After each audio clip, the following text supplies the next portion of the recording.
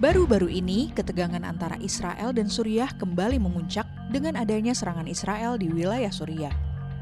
Konflik berkepanjangan ini terus memanaskan hubungan kedua negara yang sudah lama bergejolak.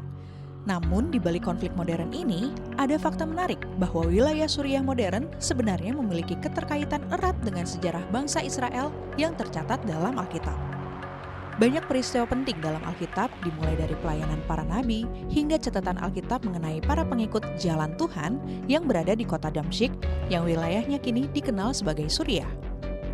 Bagaimana sejarah ini dapat memberikan pandangan baru tentang hubungan Israel dan Suriah? Mari kita menelusuri beberapa tokoh Alkitab yang berinteraksi dengan wilayah yang kini berada dalam batas negara Suriah modern. Inilah dia fakta Alkitab.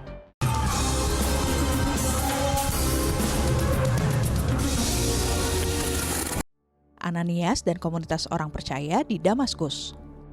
Salah satu kota terpenting yang tercatat dalam Alkitab di wilayah Suriah modern adalah Damaskus. Kisah Saulus, sebelum ia menjadi Rasul Paulus, memiliki keterkaitan erat dengan kota ini. Saulus, yang saat itu masih menjadi penganiaya jemaat, berangkat ke Damaskus dengan tujuan menangkap orang-orang yang mengikuti jalan Tuhan. Frasa jalan Tuhan atau jalan merujuk pada nama awal yang digunakan untuk menggambarkan komunitas pengikut Yesus Kristus sebelum istilah Kristen menjadi lebih umum. Dalam perjalanannya, Saulus kemudian bertemu dengan Yesus dalam suatu peristiwa yang mengubah hidupnya. Hingga tiba di Damaskus, Saulus bertemu dengan seorang murid Tuhan bernama Ananias yang diperintahkan oleh Tuhan untuk berdoa baginya agar Saulus dapat melihat kembali. Di Damsyik ada seorang murid Tuhan bernama Ananias.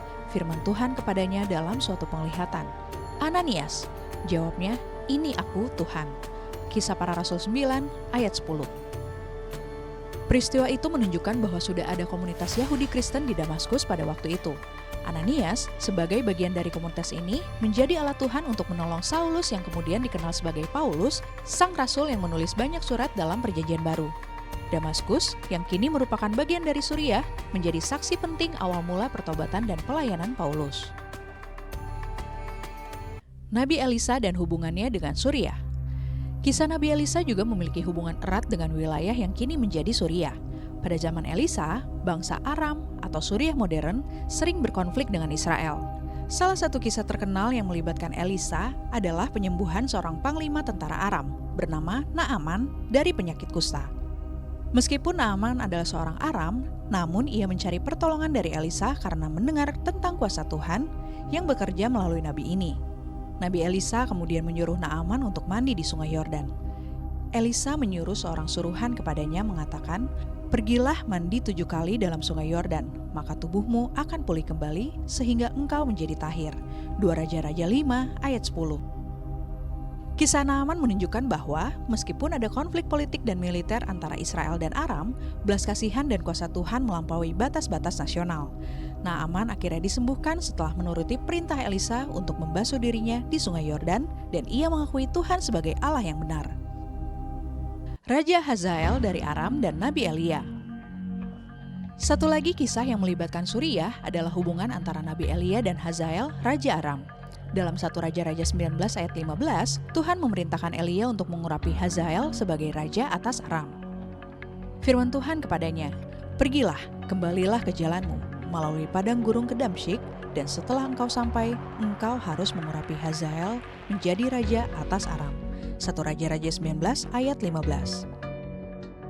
Meski di kemudian hari Hazael menjadi musuh Israel, namun perintah Tuhan untuk mengurapinya melalui Nabi Elia menunjukkan bahwa Allah tetap berdaulat atas bangsa-bangsa, termaksud yang berkonflik dengan Israel. Kisah ini memberikan kita pandangan bahwa Tuhan memiliki rencana yang melampaui pemahaman manusia. Bahkan ketika bangsa-bangsa berperang atau saling berkonflik, Tuhan tetap bekerja sesuai kehendak-Nya yang baik dan sempurna. Harapan di tengah konflik modern Israel dan Suriah. Ketika melihat sejarah panjang Israel dan Suriah, baik dari perspektif politik maupun spiritual, kita dapat melihat bahwa wilayah Suriah modern tidak hanya menjadi tempat konflik yang berkelanjutan, tetapi juga menjadi saksi dari berbagai peristiwa penting dalam sejarah Alkitab. Damaskus dan wilayah Aram semuanya memiliki peran dalam narasi ilahi yang telah membentuk iman Kristen sejak zaman para nabi hingga para rasul. Sebagai umat Kristen, kita diajak untuk merenungkan kembali bahwa di tengah konflik yang melibatkan bangsa-bangsa, Tuhan tetap berdaulat. Kita dipanggil untuk berdoa bagi perdamaian di wilayah-wilayah yang bersejarah ini, termaksud antara Israel dan Suriah. Meskipun konflik politik tampaknya tidak pernah berakhir, kita dapat berharap pada Allah yang memerintah atas segala bangsa dan membawa damai di tengah badai. Firman Tuhan mengingatkan kita bahwa berbahagialah orang yang membawa damai, karena mereka akan disebut anak-anak Allah. Matius 5 ayat 9.